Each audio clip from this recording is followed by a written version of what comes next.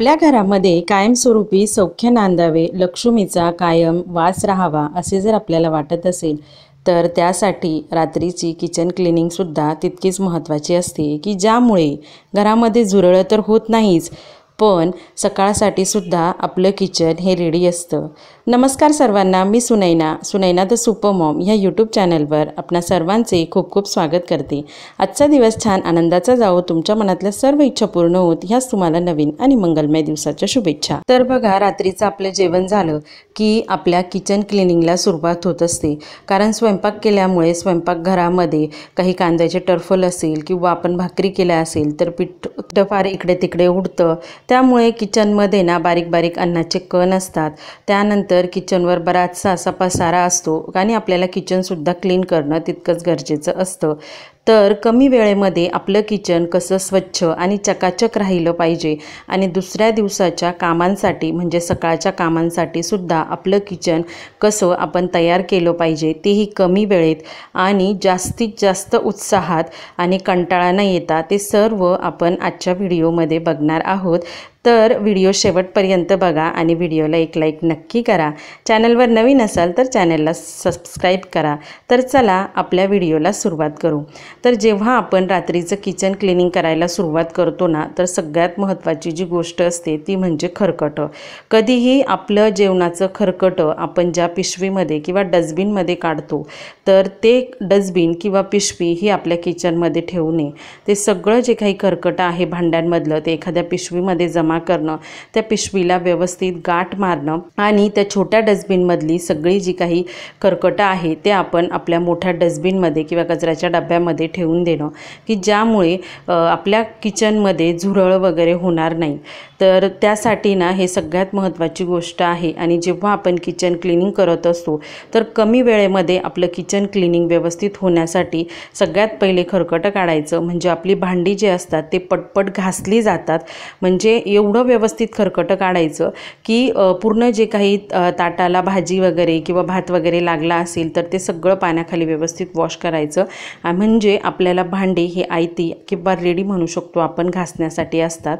त्यानंतर सगळे भांडे आपण बेसिनमध्ये ओढणार आहोत। आता म्हणजे आपले बरेच जणांचे जे किचन असतील ते छोटे असतात, त्याच्यामुळे ना जेव्हा आपण भांडे घासायला घेतो तर त्यावेळेस ना किचनवर भांडे कुठे ठेवायचे आणि मग घासायचे कसे हा आपल्याला खूप मोठा प्रश्न असतो। तर त्यासाठी ना सगळ्यात पहिले मी किचन ओटा क्लीन करून घेत असते। किचन ओटा क्लीन केल्यामुळे आपल्याला खूप मोठा असा स्पेशियस काउंटर टॉप मिळतो की ज्यावर आपण घासलेले भांडे व्यवस्थित ठेवू शकतो। तर किचन क्लिनिंग करताना ना आपण आपलं जे काही बेकिंग सोडा जो असतो तो आणि विनेगर याचं सोल्युशन करून त्यामध्ये थोडंसं लिक्विड डिश सोप टाकायचा आणि त्याचा स्प्रे करून सुद्धा तुम्ही व्यवस्थित क्लीन करू शकता। जर तुम्ही वन टाईम थोडासा स्प्रे तयार करून ठेवला तर हे सोल्युशन अगदी बेस्ट आहे की ज्यामुळे ना झुरळ वगैरे पण होत नाही। आणि सगळ्यात महत्त्वाची जी गोष्ट असते ती म्हणजे जेव्हा आपण पूर्णपणे ओटा क्लीन करतो तर सगळ्यात शेवटी तो ओटा आहे ना कोरडा करणं जास्त गरजेचं असतं। ओलचट ओटा ठेवायचा नाही, त्यामुळे ना आपल्या गॅस शेगडीवर पण पाण्याचे डाग वगैरे पडतात आणि त्यामुळे ना असे पांढरट डाग त्या शेगडीवर दिसतात आणि मग ते आपल्याला बघायला एकदम असं अस्वस्थ वाटायला लागतं जरी आपण किचन क्लीन केला तरी।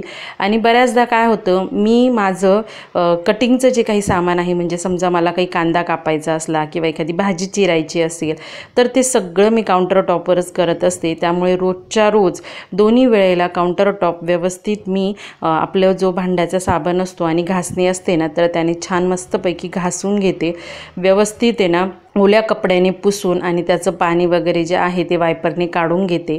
आणि वायपरने काढल्यामुळे काय होतं, आपलं जे भांड्यांचं जे पाणी असतं ना ते व्यवस्थित निथरलं जातं, नाहीतर मग ह्या पाण्यामध्ये आपण पुन्हा भांडी जर ठेवले ना तर मग ते पूर्ण असं पाणी पाणी व्हायला होतं।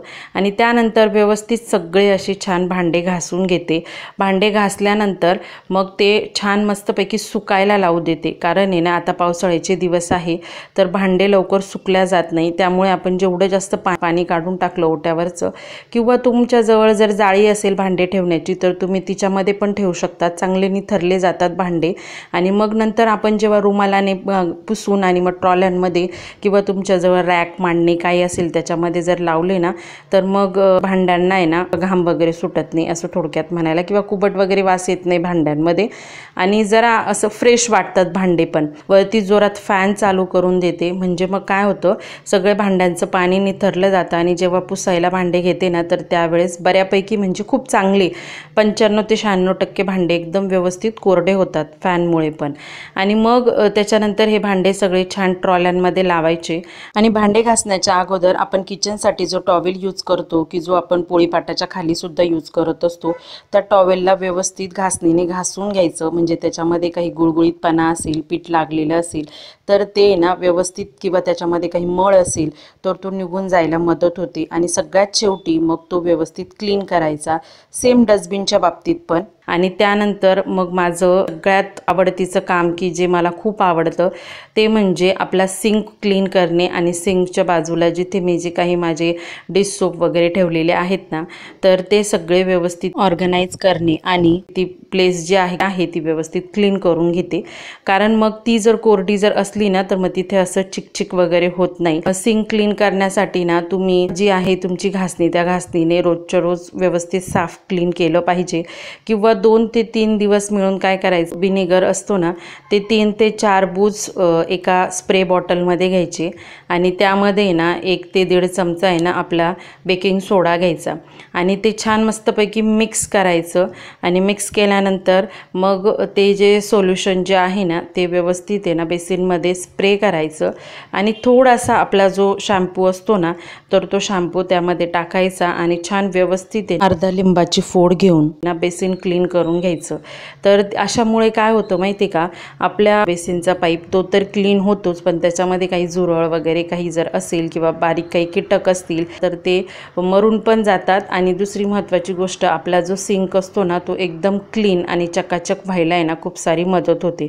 पण मी ना हा शॅम्पूचा उपाय हा रोज करत नसते, रविवार बुधवार रविवार असं म्हणजे 3-3 दिवस मिळून मी करत असते, ज्याच्यामुळे ना बेसिन जो असतो ना आपला पूर्णपणे क्लीन होतो। कारण दिवसभर आपण त्याच्यामध्ये खरकटं वगैरे काढत असतो, खरकटं जातं त्याच्यामध्ये। त्यानंतर ही जी जाळी असते ना त्या जाळीत सुद्धा आहे ना असे बारीकसे कण असे अडकले जातात आणि मग ते अडकून काय होतं तिथे असा वास यायला लागतो आणि काही दिवसांनी ना मग त्या पाईपमध्ये ना झुरळं वगैरे व्हायला लागतात आणि मग ते झुरळं आपल्या घरामध्ये येतात, ट्रॉल्यांमध्ये वगैरे वाढायला लागतात। त्याच्यामुळे ना बेसिनच्या तिथली स्वच्छता ठेवणं हे फार गरजेचं आहे। त्याचप्रमाणे अजून एक महत्त्वाचं, शॅम्पूने जर आपण बेसिन जर छान स्वच्छ घासलं ना तर काय होतं, लिंबू आणि शॅम्पू याचं कॉम्बिनेशनमुळे ना जे नळ असतात ना, आता बऱ्याचदा आपल्याकडे बोरिंगचं पाणी असतं तर त्याचे जे क्षार असतात ना, व्हाईटिश डाग हे त्या नळांवर पडतात आणि त्याच्यामुळे ते नळ जे असतात ना ते असे पांढरट पडतात। तर तुम्ही हा उपाय ना एकदा करून बघा, ते लिंबू आणि शॅम्पूच्या कॉम्बिनेशनने ना ते नळांचे जे पांढरट डाग जे असतात ना ते पूर्ण क्लीन व्हायला खूप सारी मदत होत असते। आणि तुम्हाला जसं मी मगाशी सांगितलं की बेकिंग सोडा आणि व्हिनेगर याचं छान मस्तपैकी मी स्प्रे बॉटलमध्ये मिश्रण करते आणि शेवटी पुन्हा पूर्ण बेसिनवर मारत असते। त्याच्यामुळे ना थोडक्यात आपण म्हणू शकतो की डिसइन्फेक्टंट व्हायला खूप सारी मदत होते आणि डिसइन्फेक्टंट झाल्यामुळे झुरळ वगैरे घरामध्ये होत नाही। त्यामुळे पूर्ण असं क्लीन झालं की पुन्हा हे स्प्रे बॉटलने ना बेसिनमध्ये पूर्ण स्प्रे करून द्यायचं, आजूबाजूच्या एरियावर पण स्प्रे करायचं। त्यानंतर गॅस शेगडी झालं, त्यानंतर आपला गॅसचा ओटा झाला, किचन टाईल्स, तर यावर पण आहे ना व्यवस्थित स्प्रे करते आणि एक कपडा घ्यायचा, त्या कपड्याने व्यवस्थित क्लीन करायचं, म्हणजे मग शेगडीवर आहे ना असे विनेगरचे आणि पाण्याचे डाग जमा झालेले दिसत नाही आणि आपला ओटा पण डिसइन्फेक्टंट राहतो। त्यानंतर आपल्या सिंकच्या खाली सुद्धा बघा, बहुधा सिंक जो असतो ना आपला बसवलेला तर तो असा खाच्यात बसवलेला असतो, तर त्या आतमधल्या खाच्यामध्ये सुद्धा बऱ्याचदा आहे ना झुरळ वगैरे होत असतात आणि आपण आहे ना बऱ्याच वेळा तो जो दरवाजा असतो किंवा तिथे जर आपण काही फर्निचर वगैरे करून घेतलेलं असेल, ट्रॉल्यांचे दरवाजे जे असतात ना तर तो आपण खोलत नाही, त्याच्यामुळे तिथे ना असा कुबट वगैरे वास वगैरे यायला लागतो आणि त्याच्या त्याच्यामुळे तिथे ना झुरळांची उत्पत्ती होते। तर त्यासाठी ना सिंकच्या खाली पण मी व्यवस्थित तो स्प्रे जो आहे तो स्प्रे करून देत असते। आता ते झाल्यानंतर जो आपला सर्व्हिस काउंटर टॉप जो असतो ना तो सुद्धा क्लीन करणं गरजेचं असतं। तर काय होतं, आपण जेव्हा म्हणजे बऱ्याचदा माझं सुद्धा असंच असतं की स्पर्शूला जेव्हा मी नादवायला घेते ना तर तेव्हा मी तिला तिथं बसवते, मग ती खिडकीतून गंमत बघत असते। पण मग होतं काय, मिक्सर पण माझा तिथे आहे, त्याच्यामुळे बटनांची खेळ, हे कर ते कर, तर या नादामध्ये ना कधी पण म्हणजे माझा स्वयंपाक जेव्हा झाला आणि किंवा जेव्हा मी सर्व्हिस काउंटर टॉप क्लीन करायला घेते ना तर त्यावेळेस सगळ्यात पहिली ती जी वायर आहे ना ती व्यवस्थित त्या मिक्सरला गोल गुंडाळून ठेवून देते। त्यानंतर ह्याच स्प्रेने पुन्हा मी छोटा किचन काउंटर टॉप पण क्लीन करून घेतलेला आहे। त्यानंतर मिक्सर पण क्लीन करून घेते, कारण आपण वाटण वगैरे करतो ना तर त्या भांड्यातून बऱ्याचदा असं पाणी वगैरे गळत असतं, तर त्याच्यामुळे मग ते तसंच त्याच्यावर आहे ना तसे ते थरथर जमा होत जातात आणि त्या मिक्सरचा कलरही पूर्ण चेंज होऊन जातो आणि नंतर जेव्हा एका वेळी काढायला जातो मग पाणी वगैरे जर त्याच्यामध्ये गेलं तर पुन्हा मिक्सरची मोटर खराब होण्याची शक्यता असते। त्याच्यामुळे रोजच्या रोज तो एक कपडा आपण मारून घेतला ना तर मग मिक्सर पण व्यवस्थित राहतो। त्यानंतर ट्रॉल्यांचे जे शीट जे आहे ते पण व्यवस्थित मी क्लीन वगैरे करून घेते त्याच पाण्याने। आणि त्यानंतर मग किचनमध्ये काही इथे तिथे काही वस्तू ठेवलेली आहे का किंवा एक्स्ट्रा वस्तू तिच्या जागेवर हलवून किचन काउंटर टॉपवर ठेवल्या गेलेली आहे का ज्याच्यामुळे पसारा दिसतोय, तर त्या सगळ्या वस्तू त्याच्या जागेवर आहे ना नेऊन ठेवते। त्याच्यामुळे किचन थोडासा क्लीन पण होतो आणि ना सकाळी मग आपण जेव्हा किचनमध्ये एंट्री करतो ना तर मग त्यावेळेस आपल्याला एकदम अशी त्या वस्तू बाजूला करा आणि मग त्यानंतर कामाला सुरुवात करा अशी काही गडबड होत नाही। आणि काय होतं माहिती आहे का, रात्रीच्या वेळी जेव्हा स्पर्शू आणि किट्टू जेव्हा दोघी जणी झोपतात ना त्याच्यानंतर मग खरं तर माझं हे जे क्लिनिंगचं वगैरे काम आहे ना ते महत्त्वाचं चालू होऊन जातं, कारण की मग स्पर्शू सारखी मध्ये मध्ये येत राहते आणि मग मला आहे ना अजिबातच कामं करायला जमत नाही। सेम तसंच झालं, मगाशी मी तो किराणा माझा थोडासा लावायचा बाकी राहिला, कारण की ना स्पर्शू सारखी मध्ये येत होती आणि वस्तूंमध्ये हात टाकत होती, मग त्या वस्तू डब्यामध्ये भरता पण येत नाही आणि तिला बोलायला गेलं धरायला गेलं का मग तिची रडरड सुरू होऊन जाते। त्याच्यामुळे मग ते मी बाजूला ठेवून दिलं आणि मग काही आपल्याला भरायचं वगैरे असेल किंवा कधी कधी आपल्याला आहे ना मसाल्याचा डबा पण भरायचा असतो जेव्हा आपण फोडणीला वगैरे उभं राहतो, तर त्यावेळेस आपला जो वापरायचा मसाल्याचा डबा आहे त्याच्यामध्ये लाल तिखट म्हणा, हळद म्हणा, धनिया पावडर म्हणा, ह्या गोष्टी आपल्याला आहे ना टाकून ठेवल्या ना रात्रीच्या वेळी तर मग सकाळी जेव्हा आपण स्वयंपाक करत असतो ना तर त्यावेळेस लगेचच आपल्याला वस्तू टाकता येतात भाजीमध्ये आणि तेवढा आपला वेळही वाचतो। आणि काय होतं माहिती आहे का, जर आपल्याला जर अवेलेबल नसलं तर कधी कधी विसरल्यागत पण होतं, डोळ्यांना दिसलं की आपण लगेचच वस्तू टाकतो। त्याच्यामुळे मग ह्या गोष्टी भरणं जे झालं ना ते मग स्पर्शू झोपली की मग असं कामं करत असते। त्याच्यामुळे मग थोडासा किराणा राहिला होता तर मग त्या वस्तू त्याच्यामध्ये मी भरून दिलेल्या आहेत। थोड्याशा वस्तू माझ्या बाकी होत्या, काही डाळी साळी भरायच्या होत्या, काही साखर वगैरे बाकी होती, तर या सगळ्या गोष्टी मी छान मस्तपैकी भरून दिलेल्या आहे। त्याच्यामुळे काय होतं माहिती आहे का, सगळं जिथल्या तिथं पण होतं, डब्यांना हात पण लागत नाही, कारण स्टीलच्या डब्यांचं कसं असतं त्याला पटकन आपण जर काही असे इकडचे तिकडचे हात लावले की लगेच आपले बोटं उमटतात आणि इतके कधी कधी ते पक्के होऊन जातात ना की आपण घासायला जरी गेलो ना डबा तरी पण मग ते पटकन निघत नाही। मग त्याच्यासाठी त्याला लिंबू लाव किंवा काहीतरी असं वेगळं सोल्युशन तयार करावं लागतं आणि मग ते व्यवस्थित घासून आणि मग ते स्टीलचे डबे छान चकचक करायला लागतात। तर मग तसे चकचक केले नाही ना तर मग तेही आपल्याला कधी कधी असं वाटतं नको अजून छान निघाला पाहिजे।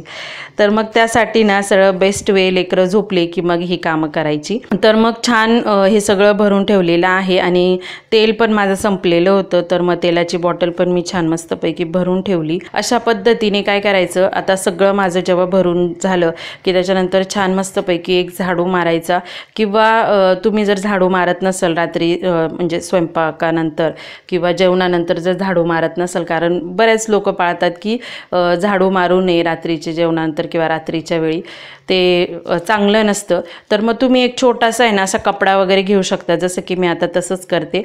एक कपडा घेते आणि त्या कपड्याने जेवढं काही किचनमध्ये काही सांडलेलं वगैरे असेल ना तर ते सगळं छान जमा करते। ओलाच कपडा घेते म्हणजे ओल्या कपड्याने ना पुसल्या पण जातं आणि धूळ पण सगळी जमा होऊन जाते। आणि त्याच्यानंतर ह्या ज्या काही सगळ्या प्लास्टिकच्या ज्या पिशव्या आहेत ना त्या सगळ्या एकामध्ये एक अशा टाकून जमा करून ठेवते। मग कधी कधी काय होतं आपल्याला आहे ना एखाद्या वेळेस प्लास्टिकच्या पिशवीची गरज पडते आणि त्यावेळेस नेमकी आपल्याला ती पिशवीच भेटत नाही।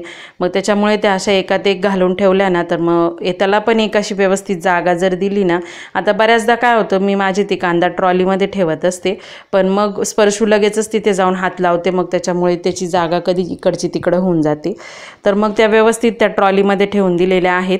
आणि त्याच्यानंतर मग माझं सुरू होतं ते महत्त्वाचं असतं की जे सकाळचं नियोजन, कारण की जर सकाळच्या स्वयंपाकाची तयारी आपण जर आदल्या रात्री जर करून ठेवली तर सकाळी खूप लवकर आपला स्वयंपाक होतो, खूप कमी वेळेमध्ये आपला स्वयंपाक होतो, आपली चिडचिड होत नाही। कारण सकाळी आपल्याला मुलांचं डब्याचं आवरावं लागतं, त्यांचं स्वतःचं आवरून द्यावं लागतं, त्यानंतर कोणी ऑफिसला जाणार असेल तर त्याला आपल्याला डबा द्यावा लागतो, अशी खूप सारी कामं असतात। स्वतःची पण घराची क्लिनिंगची कामं असतात, त्यानंतर किचन वगैरे क्लिनिंगची कामं असतात, वॉशिंग मशीन असतं म्हणजे कपडे वाळत घालणे वगैरे अशी बरीचशी कामं असतात।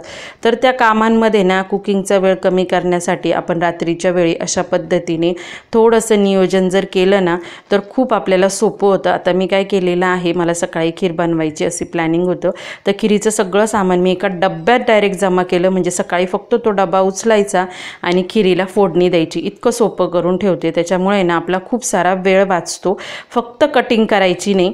त्यानंतर आपला जो गॅस सिलेंडर आहे त्याचं स्विच ऑफ करायचं आणि त्यानंतर बघा माझं किचन असं मस्तपैकी रेडी झालेलं आहे। तर ह्या कामांना अवघा फक्त पाऊण ते 1 तासच लागतो, पण संपूर्ण किचन आपला चकाचक होतो, आपल्या घरात झुरळ होत नाही आणि सकाळसाठी आपला किचन हा नेहमी रेडी राहतो आणि त्यामुळे आपल्याला नेहमीच किचन प्रसन्न, स्वच्छ आणि टापटीप दिसायला सुद्धा मदत होत असते। तर आजचा व्हिडिओ तुम्हाला कसा वाटला ते मला कमेंटमध्ये नक्की कळवा। तर तुम्ही ही रात्रीच्या वेळी किचन क्लिनिंगच्या कामाचे अशा पद्धतीने नियोजन करून तुमचे किचन साफसुथरे ठेवू शकता की ज्यामुळे चुकूनही आपल्या घरात कधीच झुरळ सापडणार नाही आणि नेहमीच किचन अशा पद्धतीने टापटीप दिसेल। व्हिडिओ आवडला असेल तर व्हिडिओला एक लाईक करा, आपल्या चॅनलवर नवीन असाल तर चॅनलला सबस्क्राईब करा। पुन्हा भेटू एका नवीन व्हिडिओमध्ये, तोपर्यंत बाय बाय।